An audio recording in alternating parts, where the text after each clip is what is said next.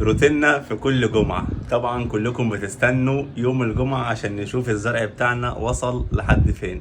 النهاردة بقى يعني بعد مرور اسبوع من اخر فيديو شفتوه، ده التغيير اللي حصل. زي ما انتم شايفين كده ما شاء الله الجرجير كبير اهوت كمان. دي اهو. شاطر يا نانيتو. وطبعا بقى اهوت ادي البقدونس. ولسه في شبت بقى هيطلع. وادي الكزبرة اهوت والشبت زي ما انتم شايفين كده، شايفين ما شاء الله. وادي النعناع بتاعنا هيبدأ بقى اهوت، شايفين جمال والحلاوة.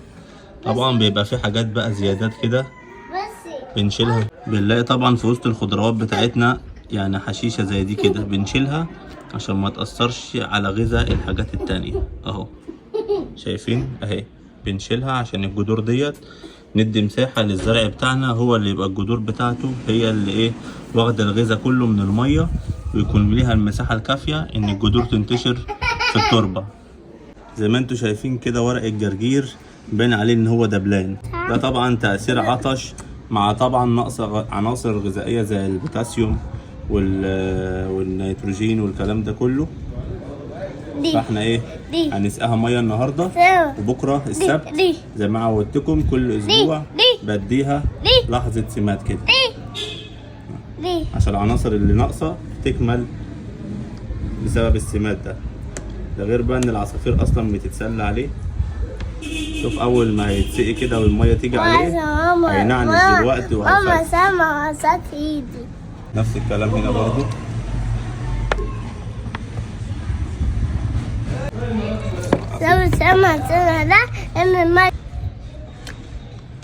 نيجي بقى اهو الشبت بتاعنا الجميل، وده اسمه ايه انس؟ شبته ايه؟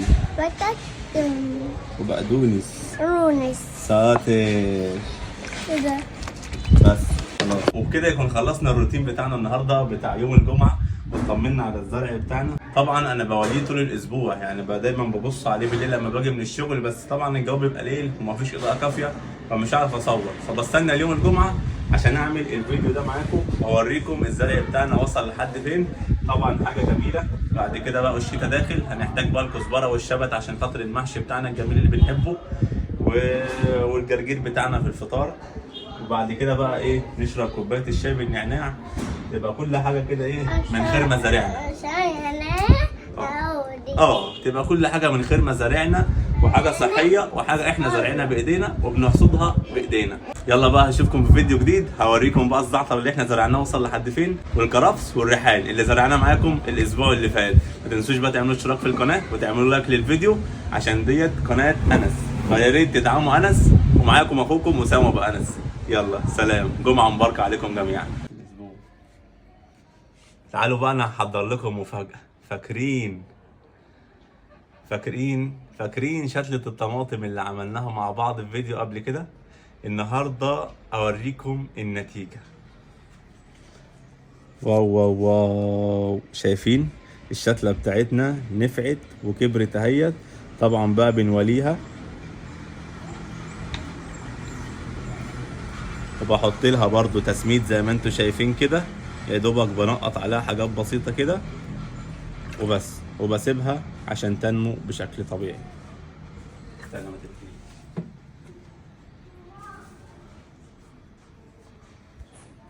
ودي كمان باقي الشتلات اهيت عملتها في قصرية اكبر بحيث اعرف اتحكم فيها كويس.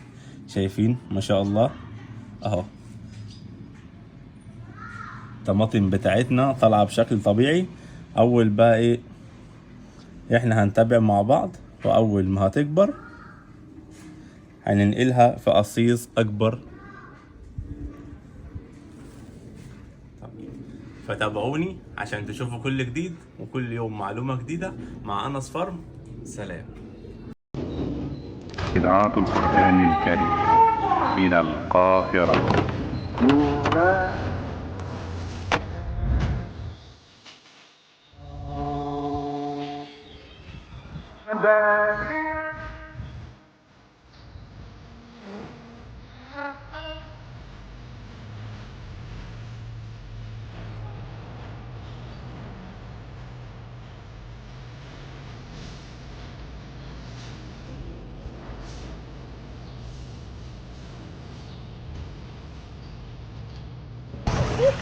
إن الله وملائكته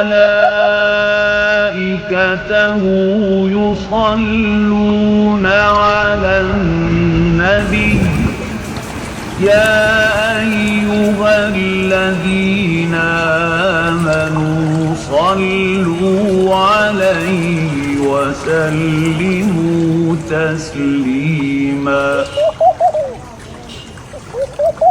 يا صباح السبت الجميل. النهارده بقى يوم التسميد زي ما عودتكم كل سبت بجيب كده جروف تسميد طبيعي فيه عناصر غذائيه ما بتبقاش موجوده في التربه وفي نفس الوقت مش قوي، يعني يا دوبك بيمد التربه والخضروات بالمواد اللي ناقصه زي البوتاسيوم والمغنيسيوم والفوسفور والكلام ده كله، بس ايه بنسبه قليله عكس الان بي كي، وخصوصا ان احنا في الشتاء فمش هينفع نستخدم ان بي كي.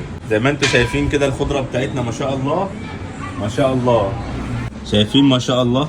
ادي اهوت الورقه بتاعتنا، الخضار بتاعها جميل، شايفين ده فرق سقيه يوم واحد بس. حتى النعناع بتاعنا شايفين امبارح كان الجمعه منزلين الفيديو، شوف النعناع امبارح وشوف النعناع النهارده، فرق رهيب رهيب رهيب. احنا كل اللي بنضيفه 2 سم او 3 سم على لتر ميه.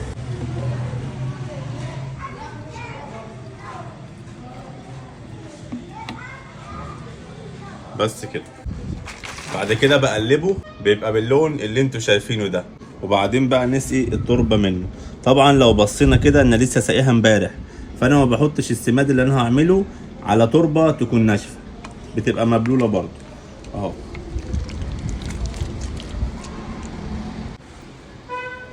اتاكد كده ان السماد بتاعنا نزل للجذور كلها،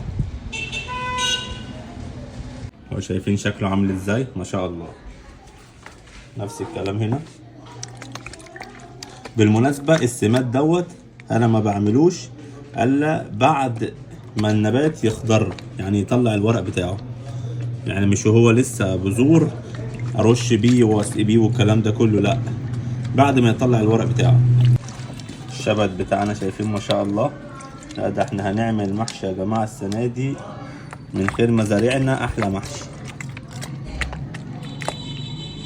والنعناع بتاعنا نفس الكلام، نديله رشه كده اهو، نرش كده نديله رشه عشان اللي لسه ما طلعش كمان ندي التربه. وبكده يكون خلصنا التسميد بتاعنا لكل الخضروات اللي احنا زارعينها في البيت النهارده السبت. انا بستخدمه مره كل اسبوع زي ما قلت لكم في الفيديوهات اللي قبل كده، مش بستخدمه كل يوم. لازم قبل ما استخدم السماد بتاعي تكون التربه بتاعتي طينيه، ما تكونش ناشفه وجافه، عشان خاطر ما احرقش الزرع بتاعي او اضره. ما تنسوش بقى تعملوا لايك للفيديو وتعملوا اشتراك في القناه، وان شاء الله انتظروني في فيديو جديد ومعلومه جديده مع انس فارم. انتم هتزرعوا وانتم مطمنين. سلام. افضل طريقه لتسميد الخضروات بتاعتنا، طبعا زي ما انتم عارفين ان احنا دلوقتي في شهر 11 واحنا دلوقتي في موسم يعني يعتبر شتاء، فمش هينفع نستخدم سماد الام بي كي لان هو طبعا بيستخدم في الصيف عشان بيحتاج درجات حراره تكون عاليه، انما دلوقتي احنا في الشتاء فمش هينفع نستخدمه. سؤال ناس كتير طبعا بتساله لنفسها، طب ليه انا اصلا بستخدم سماد وهل هو كيماوي ويضر الزرع والكلام ده كله؟ لا، انا بستخدم السماد. اول حاجه انا بستخدم السماد لان التربه اللي انا بزرع فيها، يعني مثلا تربه زي دي تمام، دي اللي انا بزرع فيها ديت بتمس وعليها كذا عنصر برضو.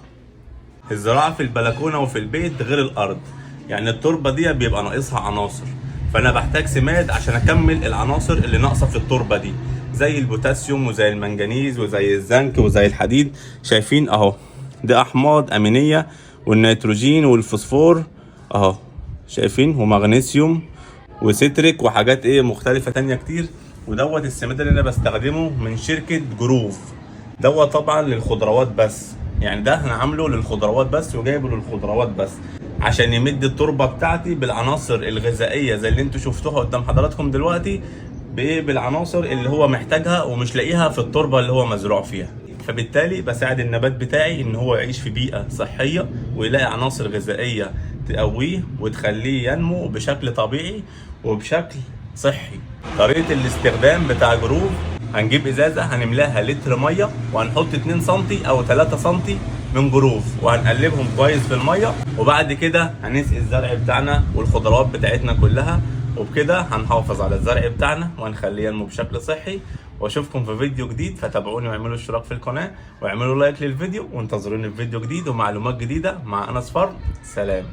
تعالوا بقى انا هحضر لكم مفاجاه. فاكرين شتله الطماطم اللي عملناها مع بعض في فيديو قبل كده؟ النهارده اوريكم النتيجه.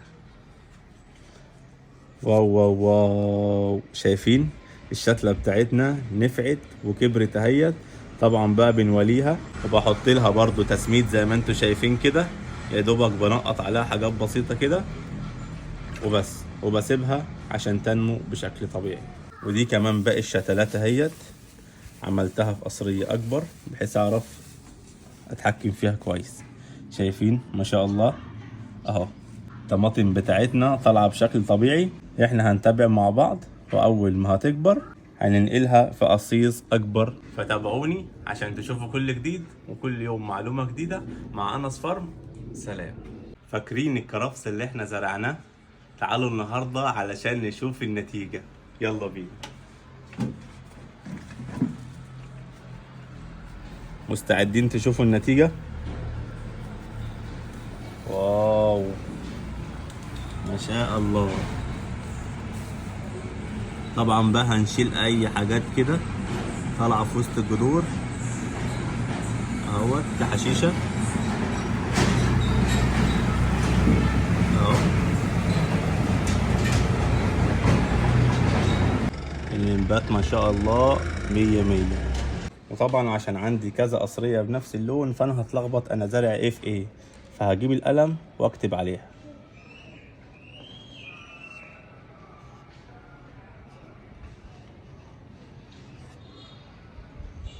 عشان ابقى عارف ده كده الكرفس. في الفيديو اللي قبل كده عرفتكم طريقة زراعة الزعتر، كنا من 8 ايام. النهاردة بعد 8 ايام تعالوا نشوف النتيجة بتاعتنا وصلت لحد فين. طبعا انا ما سقيتوش ولا جبت ناحيته مية ولا مرة، لكن تعالوا نشوف. سبحان الله، احنا لما بنغطيه كده المية والبخار اللي بيطلع منه هو بيعتمد عليه، بيتسقي تاني منه فيه لوحده رباني كده عن طريق الشمس. شايفين بقى وصلنا لايه؟ ما شاء الله اهو الانبات بتاعه اهوت. طبعا انا مش هسقيه، طبعا هسيبه زي ما هو كده. انا هويته بقى عشان ياخد شويه هوا لان احنا كده كده في شتاء اصلا. وهكتب عليه بقى اسمه عشان خاطر ايه ما اتلخبطش بينه وبين اي زراعه تانية انا زارعها.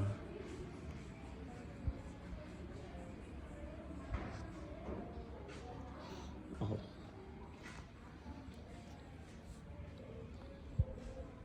فلو مهتمين تعرفوا تفاصيل اكتر ومعلومات اكتر عن ايه الخضروات اللي نزرعها في البلكونه وايه الخضروات اللي احنا بنزرعها في الشتاء، فيا ريت تعملوا لايك للفيديو وتعملوا اشتراك في القناه، وانتظروني في معلومات جديده وفيديوهات جديده مع انس فارم. سلام.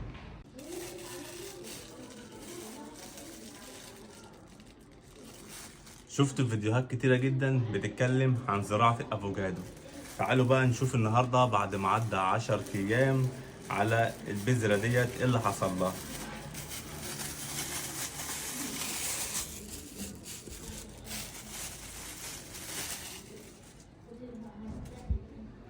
دي البذرة بتاعتنا اهيت، لسه المنديل مبلل.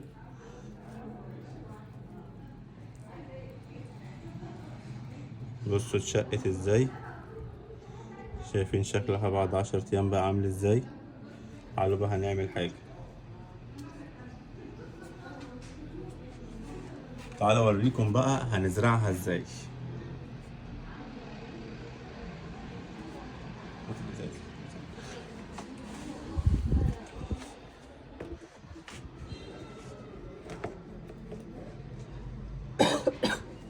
دي القصرية بتاعتنا، عامل فيها تربة جاهزة زي ما انتوا شايفين كده، فيها كل انواع الخامات اللي احنا عايزينها. هروها الاول بالمية كده.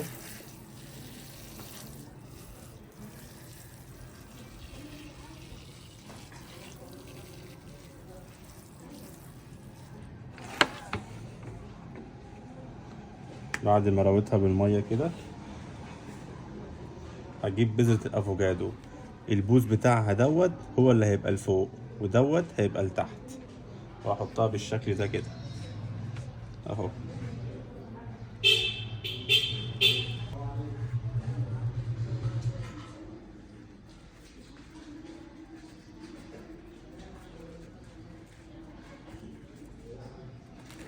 بعد ما حطيتها بالشكل ده كده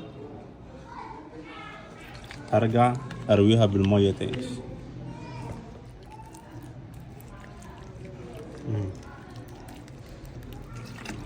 بالشكل ده كده.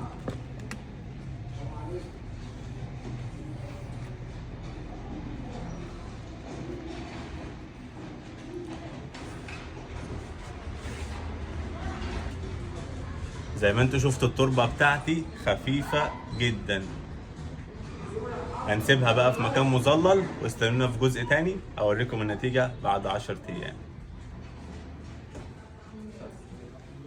يا صباح العسل على الناس العسل. نشوف الزرع بتاعنا وصل لحد فين، وتعالوا بقى النهاردة هنعمل خطوات مهمة جدا، وهقول لكم على معلومات واسرار واسئلة بتسألوها لي هرد عليكم فيها. تعالوا بقى نشوف الريحان. اول حاجة معانا اهو، شايفين اهو بدأ ينبت اهوت معايا. طبعا لسه بيطلع كمان اهو، في حاجات كتير لسه هتطلع زي ما انتوا شايفين. شايفين بقى الزرع بتاع الناحية التانية. الشغل بقى، تعال نروح بقى البلكونة التانية عشان نكمل الفيديو هناك واقول لكم هنعمل ايه مع بعض. كتير منكم بيتفرج على فيديوهات الزراعة وبيشوف اللون ده وبيشوف السماد ده، بس هو يعرف سماد ايه؟ لا ما يعرفش. تعالوا بقى اوريكم النهارده السماد دوت عباره عن ايه. دوت سماد باللون دوت اسمه NPK. طبعا بينزل منه الوان كتيره جدا، ما يشغلش بالكم من اللون خالص. ده بيبقى عباره عن 3 حروف NPK اللي هو النيتروجين والبوتاسيوم والفوسفور. دول طبعا اكتر 3 عناصر الزرع بتاعنا بيحتاجوا. بنستخدمه ازاي؟ شايفين الشوية دول كده ب25 جنيه. ده طبعا انا بفضل لكم تجيبوا السايب، وهتلاقوا معظم المزارعين بيجيبوا السايب. بيبقى في باكت تاني كده ب30 جنيه، بيبقى عامل زي الحاجات دي كده، بيبقى في باكت مغلف كده، بيبقى 100 جرام بس. ده ايه؟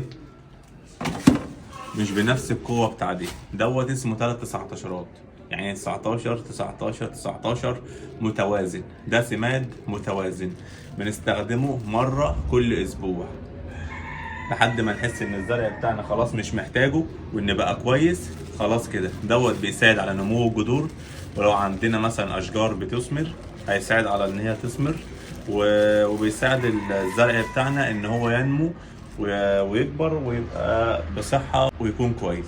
طبعا الكمية دي كبيرة جدا، هوريكم بقى بيستخدم ازاي. ده طبعا لتر مية، هنحط عليه يا دوبك ربع معلقة شاي صغيرة. هوريكم ازاي اهو. شايفين الشكل بتاعه؟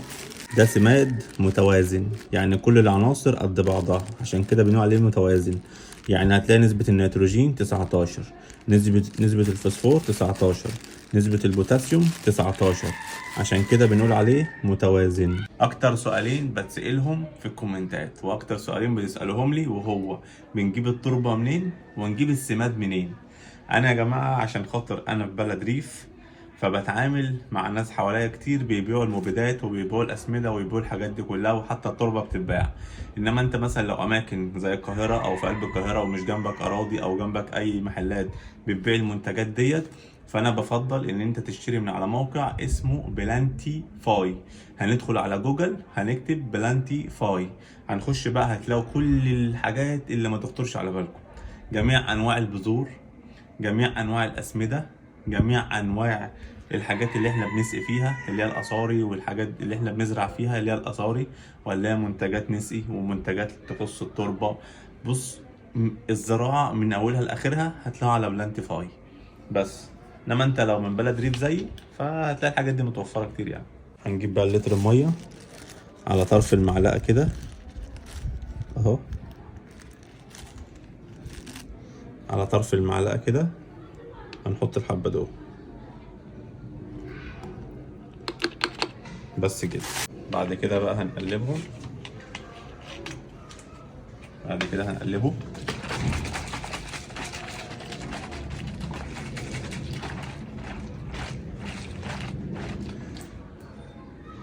بس كده الاستخدام الصح ليه. ما نكترش، عشان لو كترت كل الزرع ده هيتحرق، مش بكتره. هو اقل كميه منه هيخلي الزرع بتاعك يتحول، ودينا هنشوف اهو. رغم ان الزرع بتاعي حلو، لكن الجرجير عندي مش حلو. ليه بقى؟ لان معظم الطيور بتيجي تتسلى فيه، فهتلاقي الاوراق بتاعته كده مش حلوه. طبعا اهو العصافير بتيجي تاكل منه. فاحنا اول حاجه هنسقيها بالسماد بتاعنا اللي هو NPK المتوازن، هو الجرجير، عشان نشوف برضو. وهوريكم برضو النتيجه بعد يومين ما يكون ايه الجذور شبعت من السماد بتاعنا. هنسقي بقى بالطريقه دي.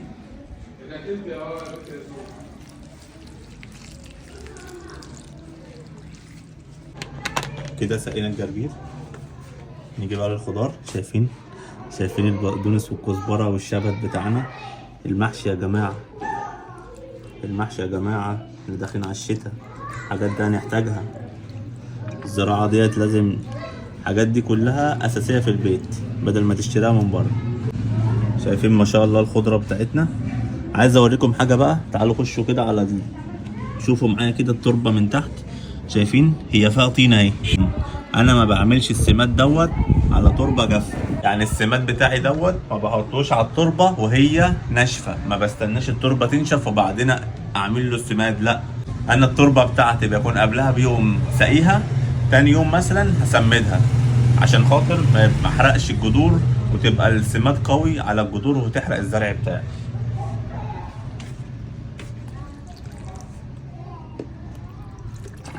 لازم طبعا تعرفوا الحاجة وانت بتستخدموها بنستخدمها ليه وازاي. دي اكتر حاجة اقدر افيدكم بيها. تعالوا بقى، احنا قفلنا الغطا عشان هحتاجه.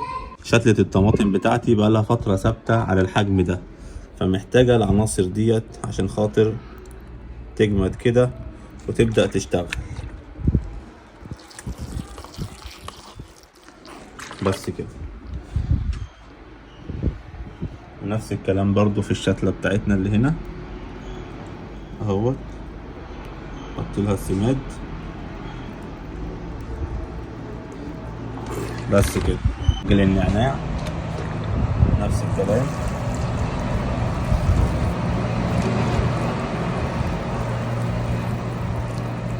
بس كده. وادي الكرفس برضو نفس الموضوع.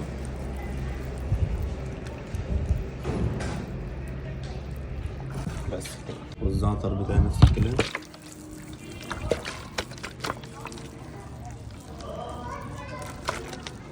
بس كده.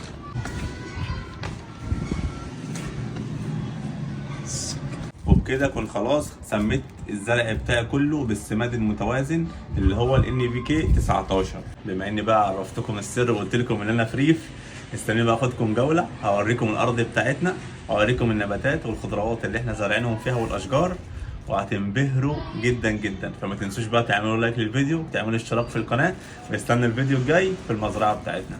سلام. يلا ايه، يلا يلا يلا اوعى.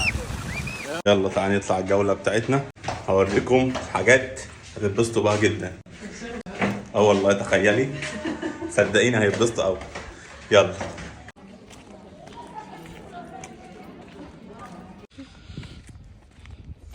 دي طبعا لسه بتتحضر للزراعة دي بقى، اهي لسه ساقينها النهارده. هتلاقي مزرعة برسيم دي. ماما هناك يعني دي كده بعد شوية هتبقى كده، تبقى زي البرسيم ده اهو. شايفين ده بقى ده شجر برتقال. احنا بقى ارضنا هناك اهي اهو. فين امي؟ فين اهي ماي مازر جايلك عسل. ترن علي.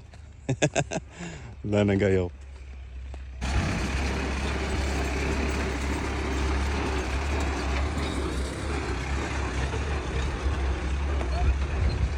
دي بقى الترعه بتاع الري بتاعتنا اهي بقى، شايف؟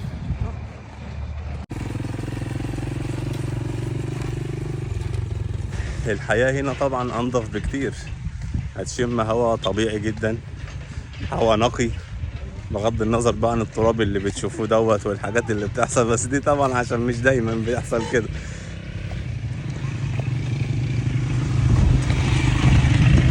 لكن احنا ماشيين اهوت ولا في ترابه في الناحيه هنا ولا في اي حاجه، الدنيا جميله والشمس طالعه وكل حاجه رايقه اهو. واحد بقى دي طبعا بس ماد العضو اللي الناس مش عارفاه اهو. دي مخلفات بهايم كلها هي، عشان طبعا لسه حاطين الارض هينزلوا فيها السماد دوت عشان تدي ايه خصوبه للتربه. وده بقى برسيم لسه مزروع، شايفين الارض بتبقى عامله ازاي، دي كلها برسيم اهي. عندنا طبعا جناين بقى على الناحيه التانيه اهي، الاشجار اللي هناك دي كلها دي جناين برتقال. كده داخلين على الارض اهو. النص هناك اهوت مع تيتا عمو اهو.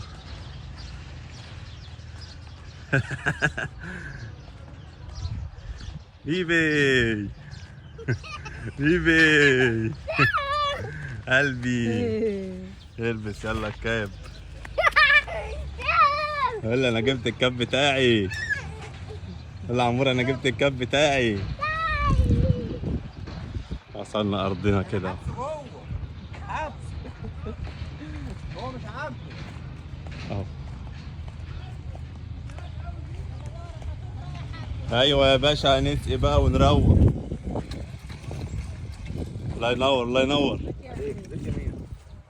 ايوه يا اماه. ايوه عسل منوره الدنيا هنا. الله ينورك يا حبيبي الله يسلمك. تعالوا بقى اوريكم بقى. ده طبعا قصب. اول حاجه نبدا بقى كده اهو، بس طبعا بقى احنا خلصناه ما بقاش في حاجه تتاكل. دي بقى شجر الجوافه. ها الخس كبر لسه. دي شجر الجوافه. ده الجرجير اهو. مين اللي بضرب في الخط كده؟ اوعى الميه هتيجي اهي. نلحق بقى نصور لكم قبل ما ايه الارض تغرق ميه. ده جرجير لسه صغير لسه زارعينه اهو. شايفين بقى الزراعه في الارض غير ازاي. هنا بقى طبعا ده الكبير اهو. ده بقى الجرجير كبير اهو. ده كبير. شجره برقوق ما شاء الله. وفي شجره هنا شجره دي خوخ، شجره خوخ وشجره برقوق. وفي هنا زيتون، شجره زيتون. ده شجرتين زيتون اهوت. وديت اسمها ايه رمان. دي شجره رمان. وده فلفل بقى، ده الفلفل الحامش شطه اهي على الشجره شايفين. ودي تقريبا شجره برتقال تقريبا لسه. ودي شجره جوافه تانية اهي. شايفين بقى هنا الجرجير. الموضوع هنا مختلف خالص. الزراعه هنا غير في الاثار. اوعى بقيه الخضروات اهي. تعالي الفلكو بقى اوريكم الخس بقى والكرومب والكابوتشا اهو. لسه عاملينهم باليوريا اهو.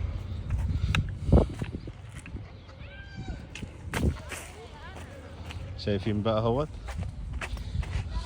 ده الخس اهو لسه عاملينه بسماد اليوريا. ده سماد برضو اهو بيتحط في الخطوط كده قبل ما نسقي. دي بقى الكزبره اهي. شايفين هنا كبرت اهي. ننزل تحت عشان خاطر ايه هندهور كده. وادي الشبت. شايفين الشبت. الخضره تبقى موجوده في الارض كده او في البيت حاجه جميله جميله. احنا بنحب زراعه الخضروات في الارض ليه؟ احنا بنحب ناكل اكل صحي زي ما انتم شايفين كده. الكرنب اهوت اهو. ده طبعا لسه هيكبر. ده الكرنب اهو لسه اصلا لسه ما عملش اصلا اي حاجه. بكره يكبر يبقى جنبه البقدونس، جنبه الكزبره، جنبه الشبت. نعمل بقى احلى شويه محشي. ولسه بقى احنا في يعني الشمس شمس شتويه لسه اصلا ما دخلناش في الشتاء قوي. انما بقى لما الجو يبدا يخش بقى يبقى بروده اكتر هنلاقي المحشي بقى ايه. طبعا انتوا عارفين المصريين المحشي ده حاجه مقدسه عندنا بصراحه بجميع انواعه. بس الكرنب هو احلى حاجه انا بحبها بصراحه اهو. شايفين بقى الميه جت اهيت تخش على السماد بقى على الارض على طول اهو. اهي الميه جايه اهو. شايفين اهو. السماد بنبقى حاطينه بعيد عن الخضار عشان ايه؟ السماد بيبقى قوي ما يحرقوش، ما يحرقش الخضار اهي. شفتوا بقى الميه اهي بالري بقى. دي طبعا بقى لسه محضرينها، دي حته هي محضرينها لسه هنزرعها بقى ايه خضروات تانية للبيت. ما شاء الله تبقى الخضره كده عندك، كل حاجه عندك، ده احلى حاجه. دي المزرعه المتواضعه بتاعتنا اهو. في بقى البرسيم، برسيم بقى ده اللي بياكلوا بقى الطيور والمعيز والبهايم كلها.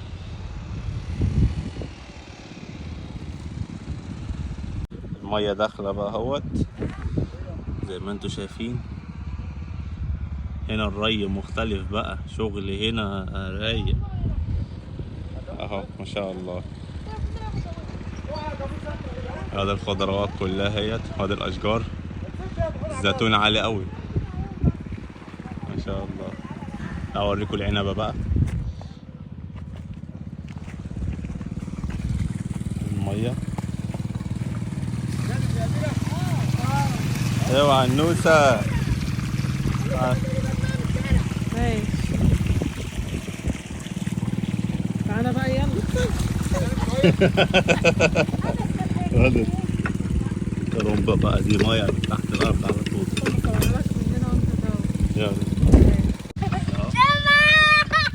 الرمبة بقى اهي. يغسل ايده. ما منتنة.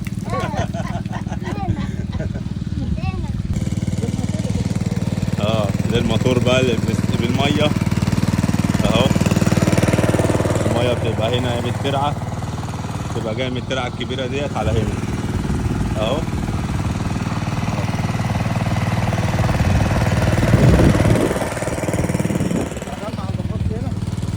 دي بقى عنبه،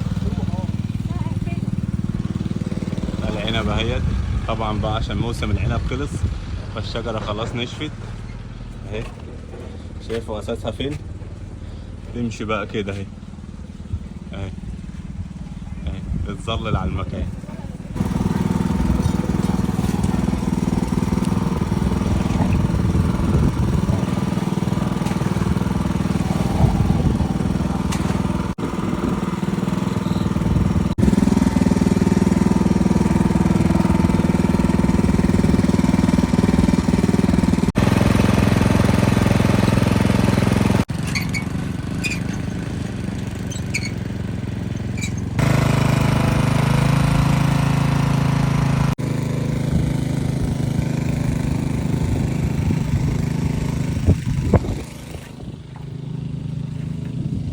جاية اهي.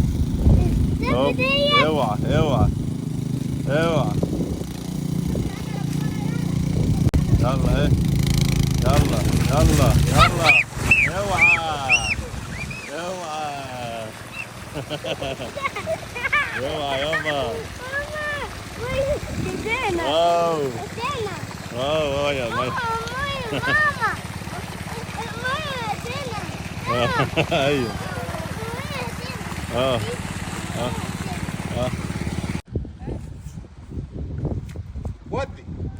وديله.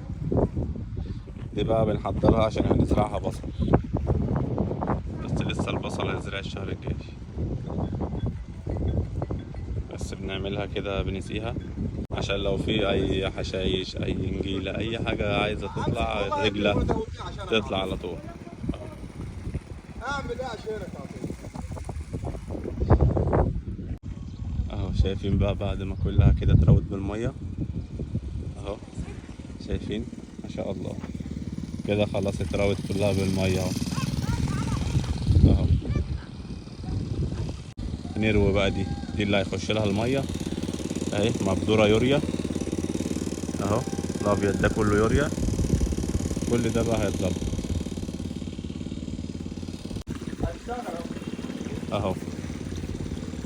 شايفين طبعا بيبقى محطوط بقى هنا ايه ماسورة تحت هنا كده، عشان ايه تدخل المية من تحت، عشان نقدر نحافظ على حاجة نمشي عليها اهو.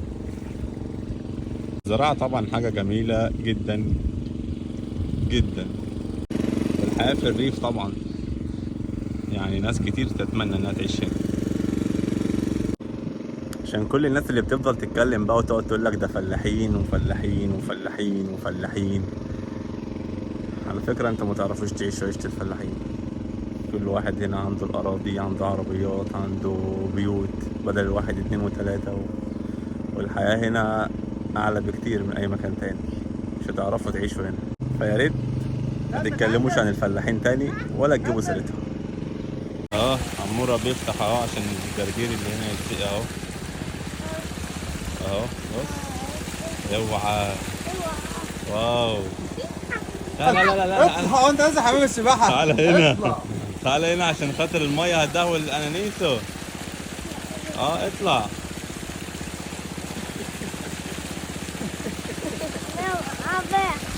حمام سباحة. واو ما شاء الله. ايه اللي بدينا اهو خلاص. ايه دي؟ هتدهول الدنيا يا جدع، هتدهول الدنيا هنا وهترجع هنا تاني. نزل شو كده؟ تعالى يا ونيس وسع الميه جايه عليك. اصل دي نجيله مش هتهدر. حمام سباحه ماشي. ارجع لورا بقى كده يابا. عمي ارجع لورا. ارجع لورا يابا. ده بقى طائر بنسميه ابو قردان. ده بقى بيخش بقى يجمع بقى البلهارسيا والقواقع والحشرات كلها، ينقيهم في وقت الزراعة، في وقت السقية اهو. صديق الفلاح بقى الرايز ده، شايفين ما شاء الله. تحسوا كده عينة من عينة الصقور، بس على غلبان شوية. بس بقى أول ما بيجي واحد كمان اهو، أول ما بيعرفوا إن في أرض بتتسقي ومية وكده يجي جري على طول اهو. شايفين نزل ازاي؟ نزل اهو.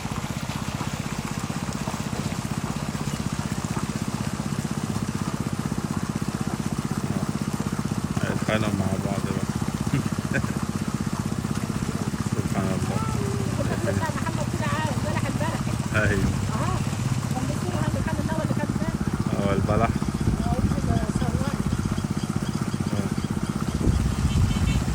في ورا هناك كمان ما شاء الله.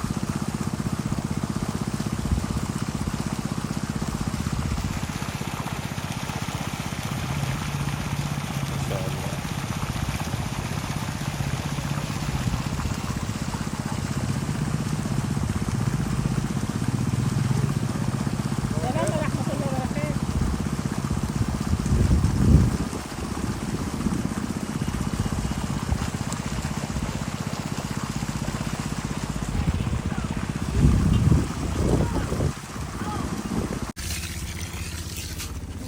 تعالوا بقى نسقي النعناع. شايفين بقى النعناع بتاعنا؟ نسقي النعناع عشان الأرض من هنا عالية، طبعا مش هيطلع لها المية دي، يعني ده النعناع بقى من هنا. كل حاجة ولا حلها.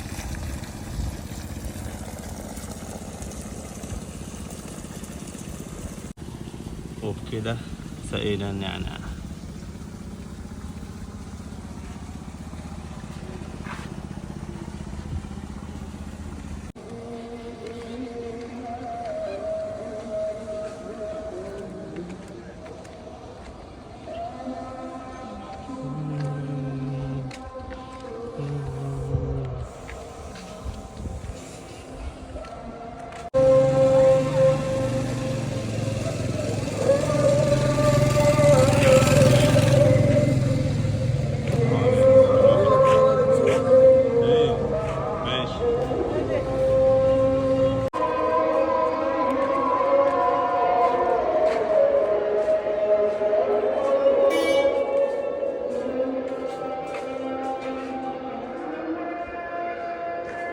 بلكونتي زرعتي.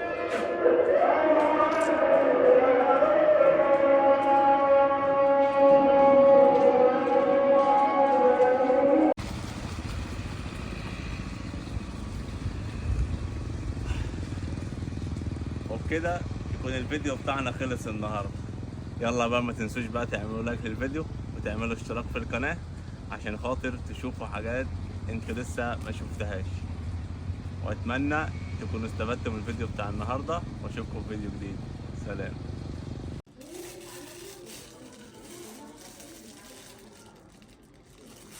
شفتوا فيديوهات كتيرة جدا بتتكلم عن زراعة الافوكادو. تعالوا بقى نشوف النهارده بعد ما عدى 10 ايام على البذرة ديت ايه اللي حصل لها.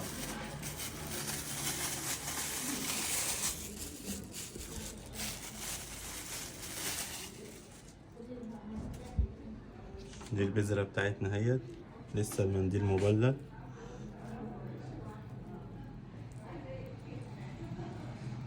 بصوا اتشقت ازاي، شايفين شكلها بعد 10 ايام بقى عامل ازاي.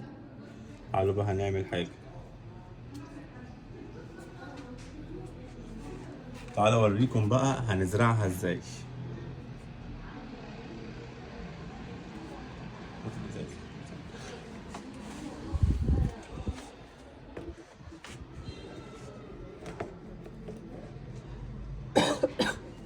دي القصرية بتاعتنا، عامل فيها تربة جاهزة زي ما انتوا شايفين كده، فيها كل انواع الخامات اللي احنا عايزينها.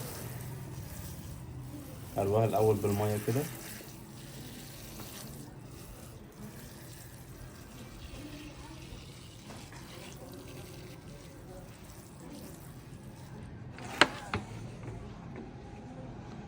بعد ما رويتها بالمية كده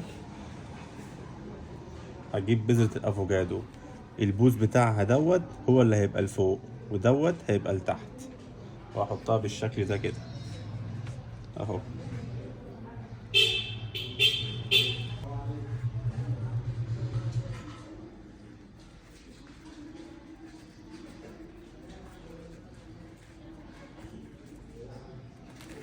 بعد ما حطيتها بالشكل ده كده هرجع ارويها بالمية تاني.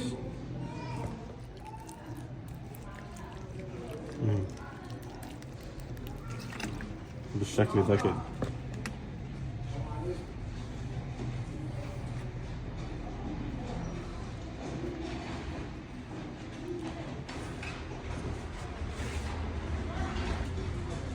زي ما انتوا شفتوا التربة بتاعتي خفيفة جدا. هنسيبها بقى في مكان مظلل واستنونا في جزء تاني اوريكم النتيجة بعد 10 ايام. يا صباح القلقاس على احلى ناس، عشان طبعا احنا بقى بنزرع ونعمل يبقى قلقاس، وعشان انتوا ناس بتحبونا وبتعملوا لايك للفيديو وتعملوا اشتراك في القناة تبقوا احلى ناس. تعالوا بقى النهارده زي ما انتوا شايفين كده الخضرة بتاعتنا هيت، ادي الجرجير كده خلاص بقى انا هبدأ اقصه واشيله. نفس الكلام برضو في الكزبرة والبقدونس والشبت بتاعنا اهوت.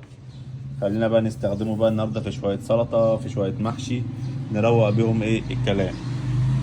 هنبدأ اول حاجة بالجرجير كده، طبعا مش هقصه بالجذور عشان خاطر ايه هو بيطلع تاني بعد كده. بلاش اشيل الجذور.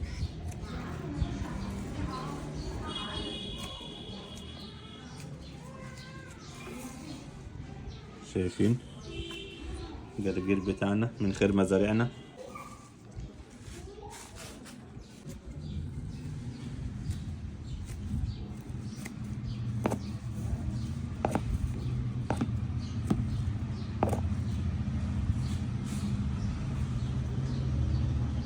وبكده اكون جمعت الجرجير بتاعي. تعالوا دوقوا بقى كده شوفوا طعمه عامل ازاي. طبعا انا ولا غسلت ولا عملت اي حاجه، لان حاجه طبعا من غيطنا وحاجه من قلب بيتنا.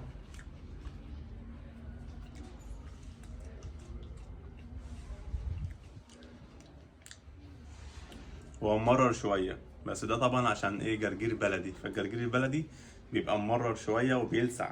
تعالوا بقى نخش على الخضره اللي بعد كده. اهو زي ما انتم شايفين كده انا شلت اهوت وسبت الجذور. طبعا شوية كده وانا هشيله خالص ونزرع حاجة تانية مكانه. تعالوا بقى نخش على الكزبرة.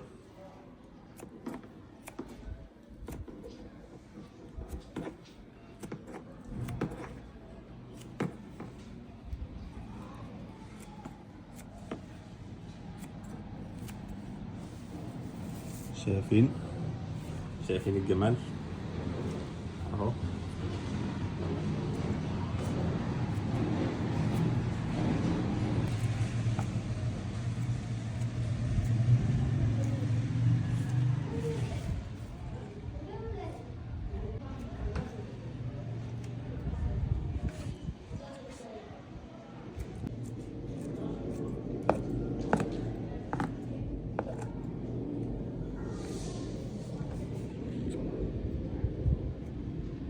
وبكده اكون جمعت الكزبرة والشبت بتاعي. تعالوا بقى شوفوا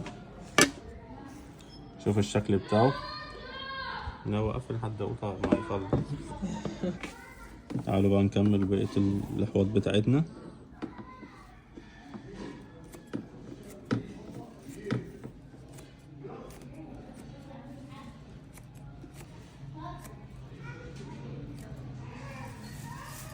شايفين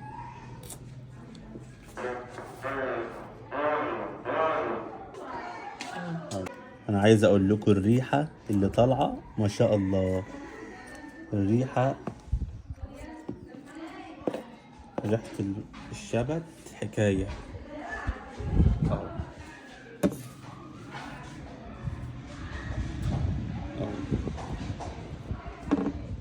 زي ما انتم شايفين كده، الله، خضار طبيعي من مزارعنا بأقل تكلفة في البيت اهو. نعمل سلطاتنا، نعمل المحشي بتاعنا، نعمل كل حاجة جنب الفطار. طبق صحي، كزبرة وشبت وبقدونس وجرجير. شتاء ومحتاج خضروات كتير عشان نقوي المناعة. والكزبرة مفيدة جدا لأمراض القلب. انا سبت الجذور كده، هسقيها بقى كده واسيبها اهو. هسقيها زي ما انتم شايفين كده اهو. هنا نفس الكلام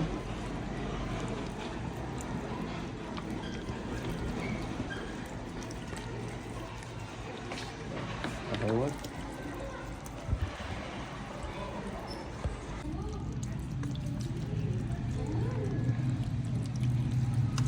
في الاسبوع اللي فات حطينا NPK. المرة دي بقى هنحط حديد. طبعا انا فايض معايا شوية مية عشان بس انا عايز الحديد بس للطماطم بس اهو. هجيب قيس، بصوا حاجة لا تذكر. شايفين حاجة لا تذكر. بس اقلبه بقى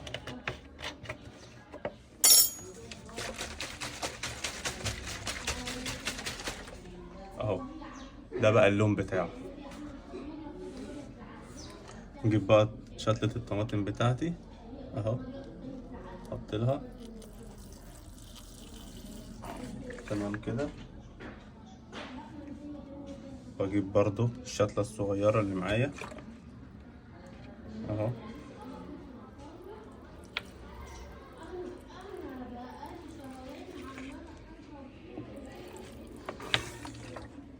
وبكده يكون الفيديو بتاعنا خلص النهارده. انتوا لو تعرفوا الواحد بيبذل مجهود قد ايه عشان يطلع لكم كام دقيقه ديت، لان طبعا في اصوات في الشارع كتير، اللي بيبيع طماطم، اللي ماشي بجرار، اللي ماشي بعربيه، اللي ماشي مش عارف بايه، اصوات كتيره جدا. فعلشان كده يا ريت تدعمونا باللايك بتاعكم الجميل، وتدعمونا باشتراك في القناه.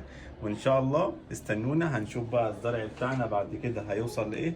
لو ما نفعش معانا عادي، احنا كده كده ممكن نزرعه تاني نفس الزرعات، بس بفكر ما ازرعش جرجير بقى، ممكن ازرع في القصريه ديت حاجه تانية. واستنوني في الفيديو الجاي هوريكم طريقه زراعه الافوكادو.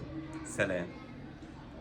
يا مفيد. مين مفيد ده؟ لا ده مفيد، ده حوار كبير. كل شتاء ما اقدرش استغنى عنه. مع بدايه كل شتاء بقى عارفين ان في نزلات برد ومناعه طبعا زي الزفت وكل حاجه. عايزين صحه غير الصحه. تعالوا بقى نشوف الباكج النهارده، بحيث عندك اطفال، انت، زوجك، اي حد في البيت، لازم الباكج ده كل شتاء اجيبه من مفيد هاني. تعال نعرف ايه هو مفيد عنه. زي ما انتم شايفين كده بيبقوا حاطين الباركود بتاعهم، كل حاجه نفتح ونشوف الباكج، وعندهم توصيل لاي مكان. التغليف والشغل عالمي. واو. ده كده روجيت بتتكلم فيها عن انواع العسل اللي موجوده في المجموعه. موجود فيها 4 انواع من العسل زي ما انتم شايفين كده. هنفتح مع بعض. بصراحه يا جماعه عن تجربه وعن ثقه مفيش غنى عني. شايفين التغليف عامل ازاي؟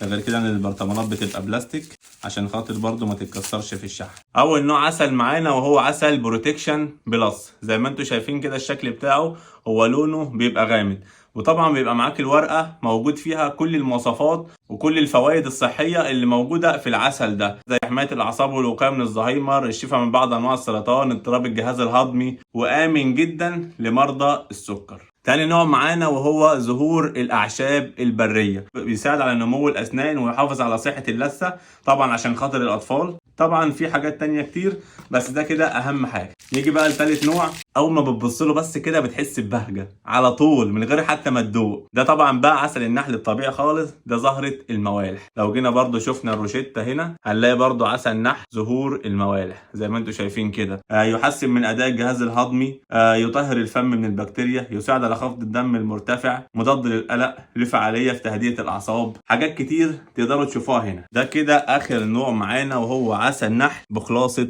الزنجبيل. يعمل على امداد الجسم بمضادات الاكسده الطبيعيه، يعمل على رفع كفاءه الجهاز المناعي، ويحصن الجسم من الامراض المتنقله عشان البرد. بالمناسبه اوزان المجموعه ديت 400 جرام، كل برطمان من دول 400 جرام. تعالوا بقى نفتح ونشوف ايه ده. ده فيه مفاجاه كمان هنا اهيت، حط لنا معلقه من ديت ومعلقه خشب من دي. نبدا طبعا بالعسل النحل الطبيعي بتاعنا. ايه ده ايه ده ايه ده ايه ده؟ ده في غطا كمان اهوت، ده شغل عالي عالي عالي. ده غطا كمان عشان يمنع ان العسل يحصل له اي حاجه في الشحن. ونبدا ندوق. شايفين؟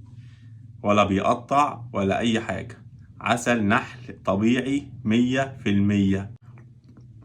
عارفين بقى مهما جربتوا انواع عسل، اول ما هتدوقوا العسل ده هتحسوا فيه بطعم مختلف تماما تماما. انا اتبسطت اول ما دقته بصراحه. نخش على اللي بعده. نكمل بقى في مجموعه مفيد منتجات اورجانيك بخلاصه الزنجبيل. طبعا ده للناس اللي عندهم برد. بص اصلا بيبقى عامل ازاي. ده يعني ما بيتحركش، بس بيستخدم ازاي عليا انا اوريك. اول حاجه هنجيب الكوبايه بتاعتنا، كوبايه ميه دافيه، هنقلبه بقى كده اهو. لازم تقلبوه الاول. لازم برضو بديكوا الخبره عشان تيجوا تعملوا الحاجه تعملوها صح. ما بيقطعش برضو ولا اي حاجه، معمول من عسل اورجانيك. هناخدها هنقلبها كده في الميه الدافيه، وبقى معانا بالشكل ده. ده كده عسل بالزنجبيل لمرضى البرد. ده المشروب الوحيد اللي هيضيع لك البرد في ثواني، وانسى ان يجيلك برد تاني. ندوق.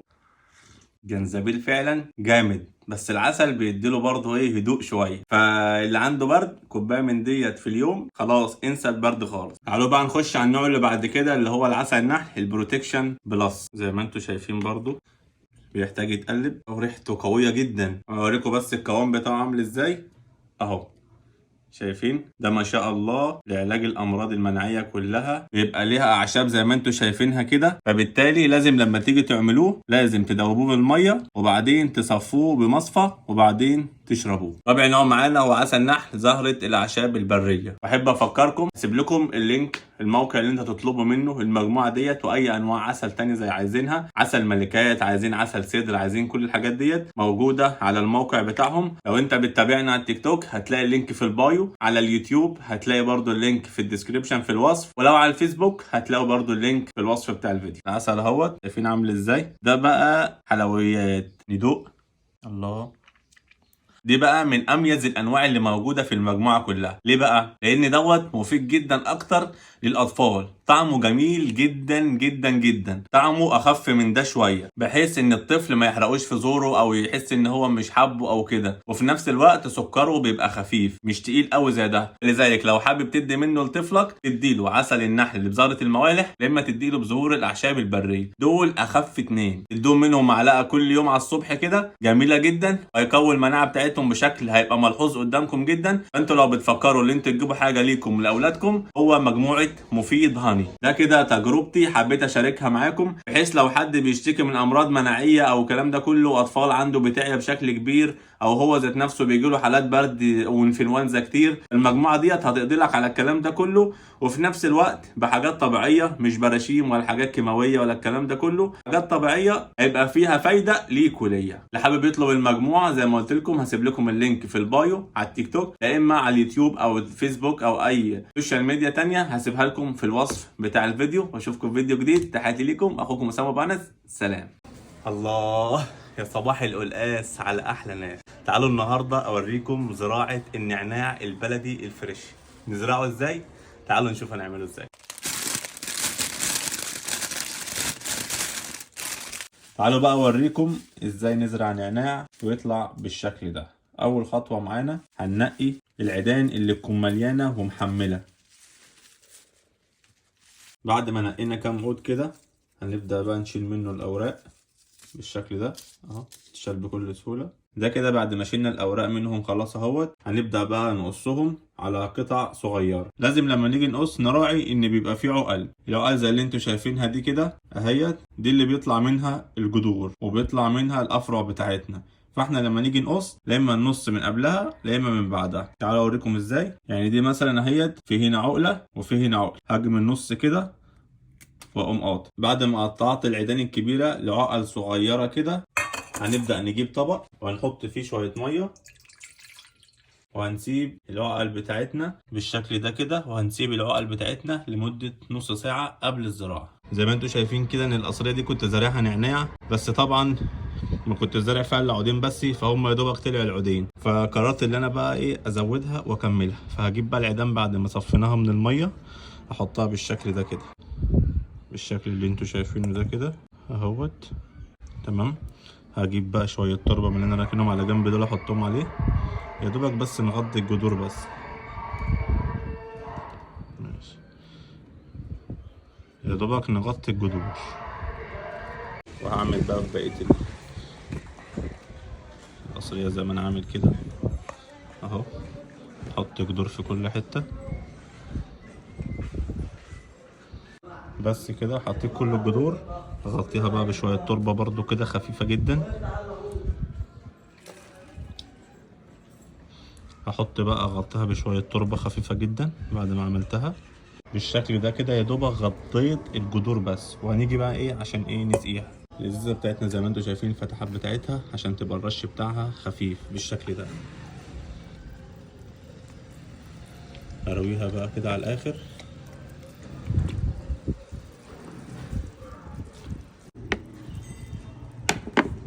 بعد ما رويتها بالشكل اللي انتوا شايفينه دوت، هنستنى بقى لحد ما الجذور تبدا تثبت في الارض وتطلع الافرع بتاعتها. وهنا بقى مكان ما كنت زارع الشبت والبقدونس، انا جرفت التربه تماما بالشكل اللي انتوا شايفينه دوت بعد ما شلت الزرعه، لان لقيت الجذور اللي فيها قليله ومش هتنتج انتاج اللي انتوا بالكم فيه. فانا بجرفها كده وما بسقهاش بالميه خالص لحد ما تنشف، وبعد كده هنزرعها. وهعمل كده بالطريقه ديت زي ما انتوا هتشوفوا معايا كده اهوت اهو. دي خلاص يعني يعتبر مش هتجيب نتيجه قوي. بجيب المقص بتاعي وبمشي فيها كده اهو اهو، طول وعرض اهو.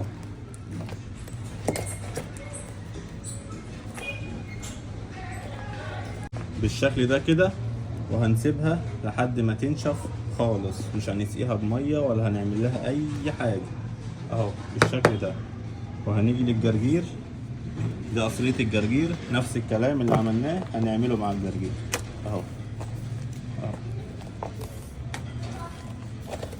اهو اهو. شايفين كده انا شلت كل حاجه من جذورها اهو اهو. هسيبه تنشف عشان ايه لو زرعت فيه حاجه دلوقتي التربه هتعفن ومش هتبقى احسن حاجه. عندي بقى السماد العضوي اللي انا وريته لكم في الفيديو اللي قبل دوت بتاع المعزه ده، من على السطح من عندنا. اجيبه وابدر شويه كده اهو، ابدر شويه في الزرعه. بعد كده نخلي التربه بتاعتنا تبقى خصبه. نفس الكلام هنا اهوت ونفس الكلام هنا برضو.